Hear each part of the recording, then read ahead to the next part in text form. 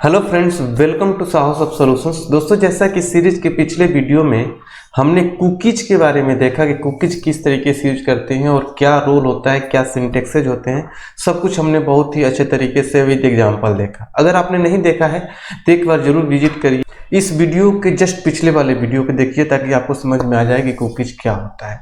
आज आपके लिए बहुत ही इंपॉर्टेंट वीडियो लेकर आए हैं जिसमें हम ये देखेंगे कि फॉर्म्स क्या होता है। Very important topic for angular application. किसी भी एप्लीकेशन के लिए बहुत ही इंपॉर्टेंट पार्ट होता है फॉर्म्स। जब आप किसी यूजर से कोई इनपुट लेना चाहते हैं, उसके बारे में हम देखेंगे इस वीडियो ट्यूटोरियल में कि फॉर्म्स क्या होता है, क्यों बनाते हैं, एंगुलर कितने टाइप का फॉर्म्स सपोर्ट करता है, आपको प्रोवाइड करता है, कितने तरह का फॉर्म्स आप डेवलप कर सकते हैं, तो क्या यूज है, कौन सा फॉर्म सही होता है, इन सारी चीज़ों के बारे में इस वीडियो में देखेंगे। तो बने रहिए इस सीरीज में और इस वीडियो को बिना स्किप किए अच्छे से देखिए, केयरफुली देखिए, और इसको अगर कोई चीज़ें नोट करना हो तो नोट करते हुए चलिए, क्योंकि ये इस वीडियो से आपको कुछ क्वेश्चन इंटरव्यू में भी पूछे जाएंगे। वीडियो को जल्दी से लाइक कर लीजिए, चैनल को सब्सक्राइब कर लीजिए ताकि आप हमेशा अपडेटेड रहें। तो चलिए स्टार्ट करते हैं इस वीडियो ट्यूटोरियल को। और सबसे पहले बात करते हैं फॉर्म्स होता क्या है।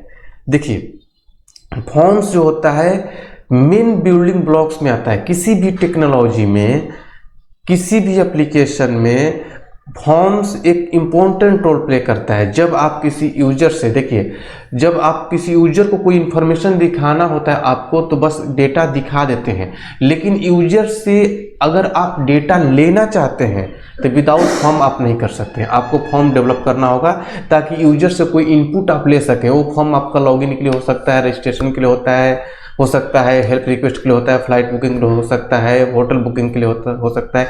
किसी भी तरीके का इंफॉर्मेशन अगर आप यूजर से लेना चाहते हैं तो you have to develop a form in any technology, in any application. तो इसका मतलब क्या होगा कि forms are the main building blocks of any application. When you use forms for login, registration, submission, help request, किसी भी तरीके का इनपुट अगर आप यूजर से लेना चाहते हैं तो आपको फॉर्म डेवलप करना होगा। It is necessary that whatever forms are developing, जब अभी आप कोई फॉर्म डेवलप करते हैं तो ये जरूरी होता है कि they must be user friendly.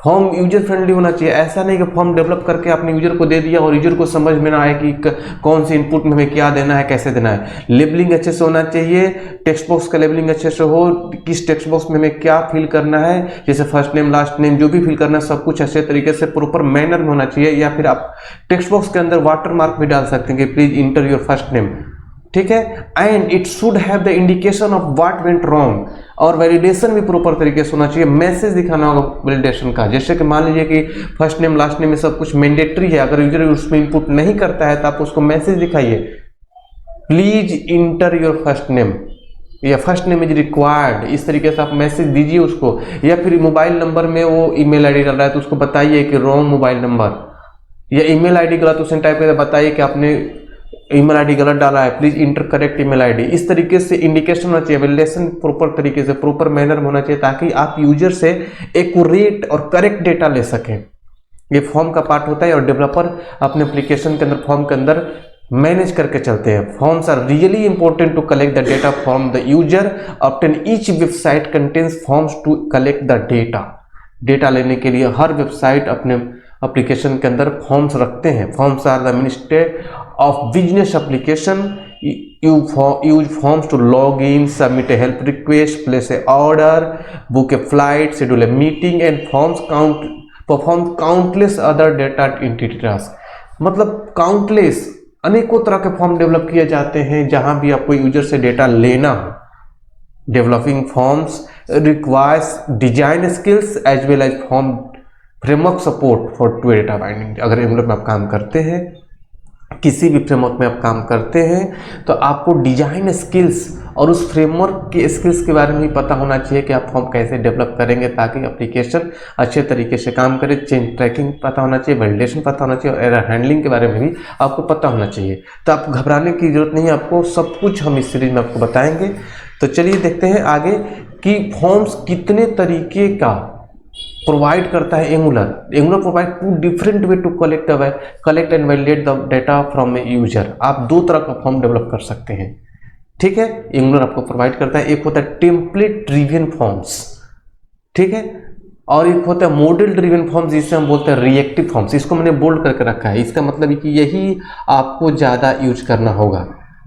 आप जब भी आपको कहीं काम करने को मिलेगा तो ये मॉडल ड्रिवन फॉर्म ही आपको मिलेगा, यही ज़्यादा यूज करना है, ठीक है। लेकिन ये भी फॉर्म आपको जानना होगा कि ये फॉर्म किस तरीके से डेवलप करते हैं, इसमें क्या होता है। देखिए एंगुलर जो अभी आप 17 पढ़ रहे हैं, ये एक फ्रेमवर्क है, और इससे पहले जो पहला वर्जन आया था एंगुलर जीएस आया था, जो एक लाइब्रेरी था।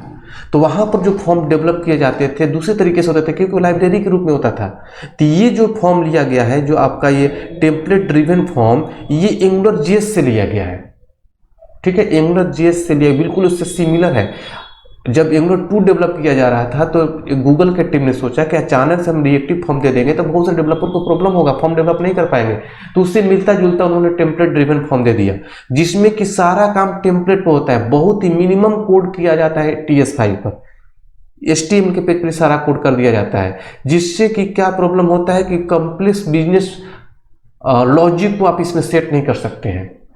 बड़े बड़े फॉर्म डेवलप नहीं किया, छोटे मोटे फॉर्म के लिए बहुत ही बेस्ट ऑप्शन है टेम्पलेट ड्रिवन फॉर्म, ठीक है। तो template driven forms are simple forms which can be used to develop forms. They are called template driven as everything that we are going to use in application is defined into the template. मतलब सब कुछ template पर आप define करेंगे, यहाँ पर मैंने लिख रखा है, ठीक है।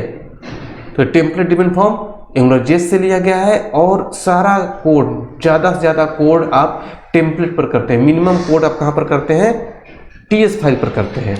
दूसरा चीज कि टेम्पलेट ड्रिवन फॉर्म को यूज करने के लिए आपको फॉर्म्स मॉड्यूल इंपोर्ट करना होगा। देखिए फॉर्म्स मॉड्यूल आपको क्या करना होगा, इंपोर्ट करना होगा। जब भी आप टेम्पलेट ड्रिवन फॉर्म यूज करेंगे तो आपको फॉर्म्स मॉड्यूल, ये मॉड्यूल आपको इंपोर्ट करना होगा।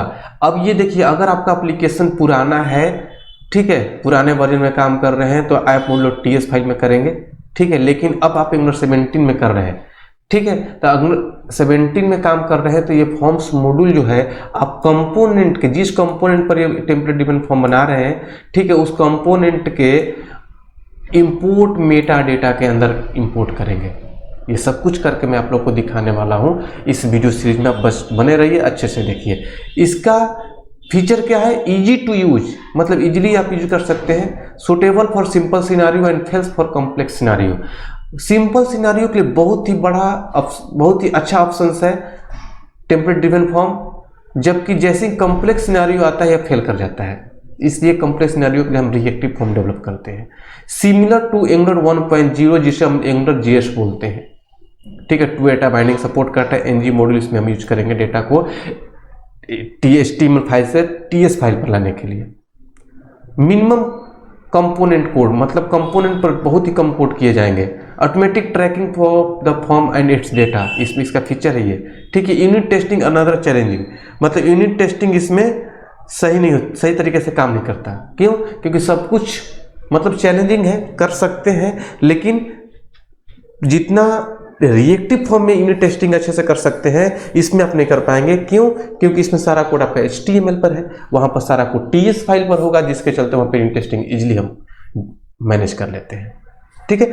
अगला चीज कि रिएक्टिव फॉर्म क्या है। देखिए रिएक्टिव फॉर्म ही आपको यूज करना होगा। कहीं इंटरव्यू के लिए आपको कॉल भी आता होगा तो लिखा हुआ रहता होगा कि excellent knowledge in reactive forms, इस तरीके से, मतलब इसी का डिमांड है, इसी में आपको काम करना होगा। कहीं भी किसी कंपनी में काम मिलेगा तो रिएक्टिव फॉर्म ही काम करना होगा। तो इसको बहुत ही अच्छे तरीके से हम देखेंगे, ठीक है। जितना पॉसिबल चीज़ें हैं सब कुछ आपको बताऊंगा, और उससे भी ज़्यादा डीपली, बिल्कुल ही कॉर्पोरेट लेवल का नॉलेज रखना चाहते हैं आप कि कॉर्पोरेट में कितने तरीके से कौन कौन से लॉजिक को सेट किया जाता है रिएक्टिव फॉर्म में, तो आप हमारा लाइव क्लास ज्वाइन कर सकते हैं। लाइव क्लास में सब कुछ बिल्कुल ही कॉर्पोरेट लेवल का, जिस तरीके से हम लोग कंपनी में काम करते हैं वो सब कुछ बताते हैं लाइव क्लास में। लाइव क्लास ज्वाइन करने के लिए इस वीडियो के डिस्क्रिप्शन बॉक्स में जाइए, वहाँ पर हमारे वेबसाइट का लिंक अवेलेबल है, क्लिक करिए, सिलेबस देखिए, मोबाइल नंबर भी अवेलेबल है, कॉल करिए, इंक्वायरी करिए और बैच ज्वाइन कर सकते हैं, ठीक है। प्रोजेक्ट ट्रेनिंग के साथ बिल्कुल ही लाइव क्लास दिया जाता है, ठीक है। तो अब बात करते हैं मॉडल ड्रिवन फॉर्म, जिसे हम रिएक्टिव फॉर्म्स बोलते हैं। In model driven approach the model which is created in the TS file, model हम TS फाइल पर क्रिएट करते हैं, is responsible for handling all the user interaction and validation, मतलब कि यूजर इंटरेक्शन वैलिडेशन सब कुछ हम TS फाइल से मैनेज करेंगे। वैलिडेशन भी TS फाइल पर हम लिखेंगे, बहुत सारे लोगों को मैंने देखा जिनको अच्छा नॉलेज नहीं होता है, वो रिएक्टिव फॉर्म तो क्रिएट कर लेते हैं लेकिन वैल्यूएशन वगैरह HTML पर लगा लेते हैं, जो कि रिएक्टिव फॉर्म का फीचर नहीं है, जिसके चलते उनको प्रॉब्लम झेलना पड़ता है। ठीक है, तो अगर आप रिएक्टिव फॉर्म पर काम कर रहे हैं तो रिएक्टिव मैनर में काम करिए। ठीक है, सब कुछ कंट्रोल पहले हम TS फाइल पर बनाएंगे, मॉडल बनाएंगे और उसी कंट्रोल को HTML से वायर अप करेंगे, तब आपका रिएक्टिव मैनर होगा। बहुत सारे लोगों को नॉलेज नहीं इस चीज़ का, बस आप लोग रिएक्टिव फॉर्म क्रिएट कर लेते हैं और कोड हम देखते हैं कि HTML वाला करते रहते हैं अपने एप्लीकेशन में। अगर छोटे मोटे कंपनी में तो काम चल जाता है, लेकिन बड़े कंपनी में वो काम नहीं आएगा। ठीक है, तो इसमें क्या होता है, we need to create the model first using Angular's built in classes like form group and form control. इसको यूज करके आप मॉडल क्रिएट कर लेते हैं और उसी को HTML फॉर्म से वायर अप करते हैं। टेम्पलेट ड्रिवन फॉर्म में हम HTML पर सब कुछ पहले डिजाइन करते हैं, उसका डेटा TS फाइल पर लेकर आते हैं, और यहाँ पर रिएक्टिव फॉर्म में पूरा मॉडल पहले सारा कंट्रोल हम TS फाइल पर क्रिएट करेंगे और बहुत ही कम कोड लिखेंगे HTML पर। सारा डेटा यहाँ से जाएगा। थोड़ा सा सुनने में आपको कंफ्यूजन लग रहा है, लेकिन जब डेवलप करेंगे और रिएक्टिव मैनर में काम करेंगे तब आपको समझ में आएगा, बिल्कुल ही पिक्चर क्लियर हो जाएगा कि किस तरीके से काम करता है, क्यों ये कंप्लीटली कंट्रोल रखता है अपने पास TS फाइल के पास। जब डेवलप करेंगे, इंटरनल चीज़ों को समझेंगे, तब आप लोग को समझ में आएगा। अगला चीज़ कि इसका प्री रिक्वायर्ड क्या है। जिस तरीके से अभी आप लोगों ने देखा कि टेम्पलेट ड्रिवन फॉर्म को यूज करने के लिए फॉर्म्स मॉड्यूल को इंपोर्ट करना होता है, उसी तरीके से रिएक्टिव फॉर्म को यूज करने के लिए आपको रिएक्टिव फॉर्म्स मॉड्यूल को इंपोर्ट करना होगा। अगर Angular 17 में आप कंपोनेंट पर करेंगे, ठीक है, और पुराने वर्जन में app.module.ts फाइल में करेंगे। दोनों चीज़ें मैं इसलिए रखा हूँ ताकि आपको कंफ्यूजन ना हो। ठीक है, तो ये क्योंकि अब मॉड्यूल हट गया है तो आप इसको कंपोनेंट पर लिखें, कंपोनेंट के इंपोर्ट मेटाडाटा के अंदर सब कुछ लिख के आप लोग को दिखाऊंगा। ठीक है, अब इसका फीचर क्या है, more flexible but needs a lots of practice. मतलब कि ये फ्लेक्सिबल है बट बहुत ही ज़्यादा प्रैक्टिस की ज़रूरत है, इतना इजी नहीं है। इसीलिए मैं देखता हूँ कि गलत कोड लिखते रहते हैं लोग अपने एप्लीकेशन के अंदर। अगर अच्छे से प्रैक्टिस कर लीजिएगा तो आपका कोड कहीं भी प्रॉब्लम क्रिएट नहीं करेगा। ठीक है, हैंडल्स एनी कॉम्प्लेक्स सिनारियो, किसी भी कॉम्प्लेक्स सिनारियो को हैंडल कर सकता है। मोर कंपोनेंट कोड, मतलब TS फाइल पर ज़्यादा कोड लिखा जाएगा। लेस HTML मार्कअप, HTML बहुत ही कम कोड लिखे जाएंगे। और ईजियर यूनिट टेस्टिंग ईजी हो जाता है इसमें। रिएक्टिव फॉर्म बहुत ही इंपॉर्टेंट है। तो अभी तो आप लोगों ने बस इसका डिफिनीशन समझा। जब अगले वीडियो से मैं आप लोग को एक एक करके प्रैक्टिकल करके दिखाऊंगा, टेम्पलेट ड्रिवन फॉर्म डेवलप करके दिखाऊंगा, उसमें वैलिडेशन यूज करके दिखाऊंगा, फिर रिएक्टिव फॉर्म डेवलप करके दिखाऊंगा, उसमें वैलिडेशन यूज करके दिखाऊंगा, रिएक्टिव फॉर्म में अलग अलग जो फीचर्स होते हैं उन सबको अलग अलग करके दिखाऊंगा, तो आप लोग का पिक्चर क्लियर हो जाएगा। तो आप इस प्लेलिस्ट को अच्छे से फॉलो करिए, ठीक है, ताकि आप लोग को सब कुछ अच्छे से नॉलेज हो जाए। अब अगला क्वेश्चन ये भी आता है कि which one is better, template driven और रिएक्टिव। ये क्वेश्चन पूछा जा सकता है, कौन सा बेटर है। तो बहुत सारे लोग बोलते हैं कि रिएक्टिव फॉर्म बेटर है, बहुत सारे लोग बोलते हैं टेम्पलेट ड्रिवन फॉर्म डेवलप है, लेकिन नहीं, दोनों ही बेटर है। Depends on your requirement.